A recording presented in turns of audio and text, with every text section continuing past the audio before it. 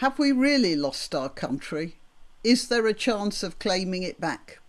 Well, I can't answer that, but I can give you a little compilation here of a couple of things that don't make me feel incredibly hopeful.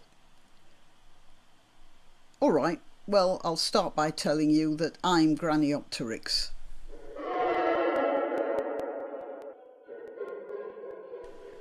Right, well, this is on the Twitter feed of somebody whose name I'm going to blur, actually. One of my followers, he says, has just sent me this note. I would be kicking up an awful stink if I was the victim's family. That should be if I were the victim's family, but yeah, all right. Just visited a friend. Her 93-year-old dad has had a stroke, so they've hired carers. He hasn't been eating, but whilst the carer was there, he just fancied a bacon sandwich. The carer refused to make him one, saying she can't, she does not touch bacon. How sad, how dreadful. 93 years of age. Yeah, I'd be kicking up a fuss as well. The carer is there to look after somebody who's sick.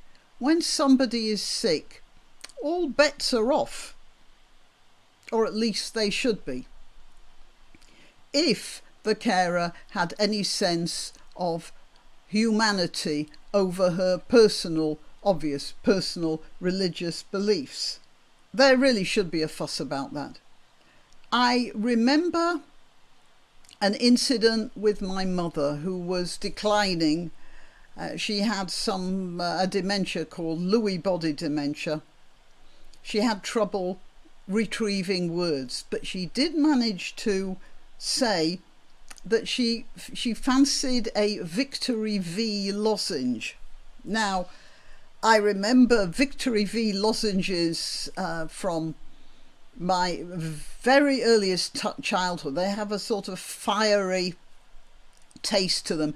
They were marketed as cough sweets, but I haven't seen a Victory V lozenge. Well, I don't eat sweets anyway, but I haven't seen one for I don't know how long. However, I went on the internet and I managed to find a source, and I bought a couple of tubes. And when my mother tasted the Victory V lozenge, she had one or two, didn't want any more. And I realised she didn't want the sweet. She was crippled. She was in and out of the world. Her situation, though comfortable in surroundings, she was imprisoned, and she was trying to recapture something of her youth with the taste of that Victory V lozenge. I'm quite sure that's what was going on. She wanted to bring back the comfort of remembering her earlier years when she was striding about and doing things. Anyway, I got her, I found the sweets for her. And I'm quite sure that 93-year-old dad would have probably, after having a stroke, might have had a couple of bites of the bacon sandwich, and then would realise that wasn't going to bring his youth back. The times when he was a strapping young man, sort of wolfing down bacon sandwiches after a game of football or something like that. However, he wanted to try doing that, and that carer was being immeasurably cruel by refusing him. I'll get back to that at the end of the video. However, I found a couple more videos that might interest you. And this one is an introductory speech by a fellow who wants to be elected as an independent in the general election. So this is one place where the Labour Party are going to start losing votes to independent Muslim candidates. Anyway, here's the chap in question. So it's official, and you have heard that I will be standing as your parliamentary candidate in the Bradford West elections. Tell the world, tell them all, that Muhammad Ali is here and he's not going anywhere. Bradford West will become independent, inshallah. And let's remember this, from the river to the sea, Palestine will be free. Okay, well, I have a few things to say about this fellow. The first is he appears to be as thick as a plank, and secondly, I do like his associate there. Do you remember, what were they called in Doctor Who? There's an alien race.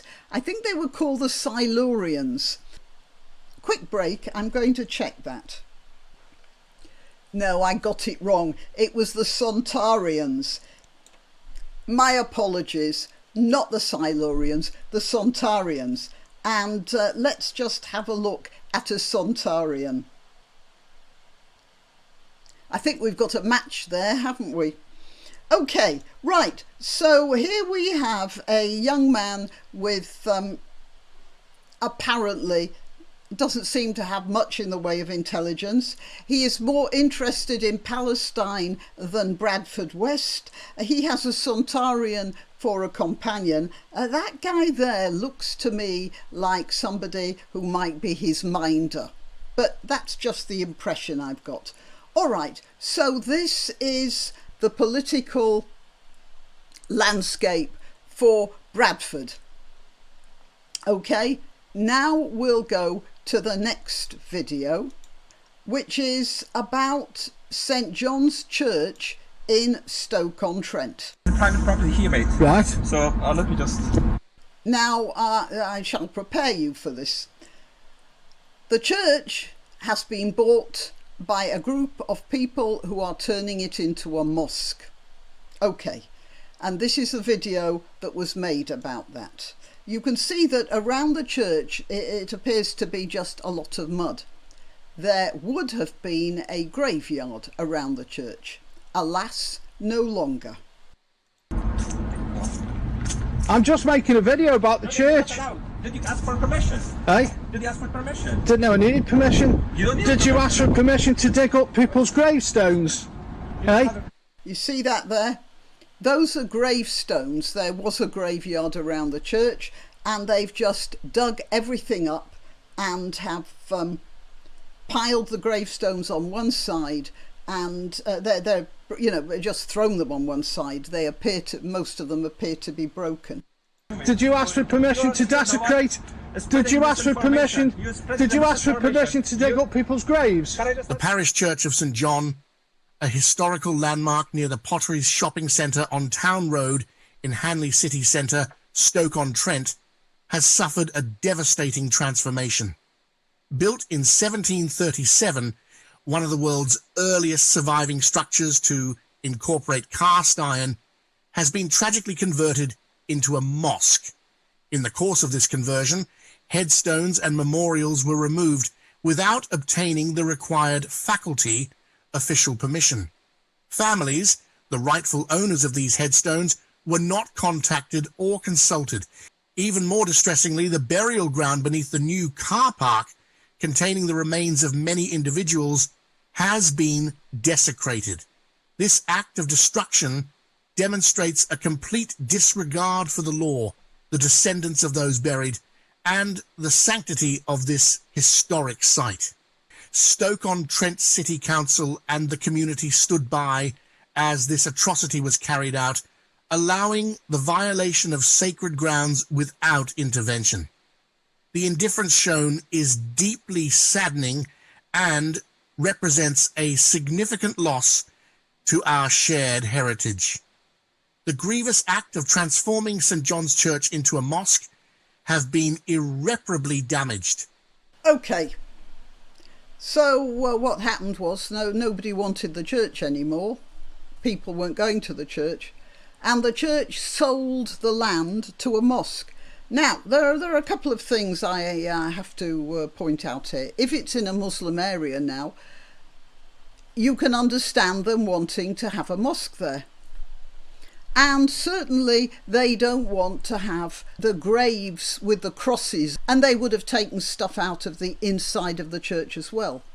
Look, I can understand all of that. On the other hand, those items should have been carefully removed and preserved elsewhere. It would have required a bit more time and a bit more expense, but it would have shown respect to the history of the place. But you see, the problem with Islam generally is it generally did not go into countries as a missionary enterprise. It went in as conquerors, and they destroyed much.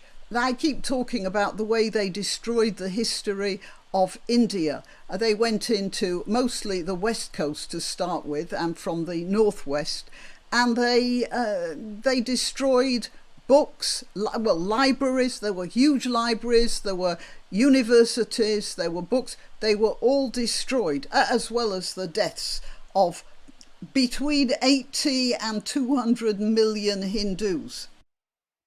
You can help my channel by clicking like, by subscribing, by clicking the notification bell, and by sharing if you're so inclined. Links to my other channels are in the description, also links to donation sites, but really the best way you can help me is simply by clicking like. Thank you. I can understand the church being, you might say, repurposed. What I can't understand is, well, I can understand it. What I cannot abide is the way the church has been treated by its new owners. And the fact that the council, nobody seems to be making a huge fuss of it. And so I'll go back to the Victory V. My mother wanted those Victory V lozenges because she was trying to capture something of her earlier life. She wanted to re-experience it. And she'd zeroed in on the Victory V lozenges of her youth. That church is the Victory V lozenge of our civilization. When my mother got the Victory V lozenge, she realised that wasn't going to bring anything back. And she had a couple of the sweets, and then I found the packages in a drawer after she died. And my question is this: is that church the Victory V lozenge of our civilization? If we got that church back, would we want it? And that's my question for today. All right, till next time. Why not treat yourself or a favoured relative or friend to these magnificent examples of merch? The mugs and t-shirts come in the granniopteryx design or Granbo with a firearm or the more deadly knitting needles. Go to www.granniopteryx.com and whatever platform you're watching this on, please click like, subscribe and share.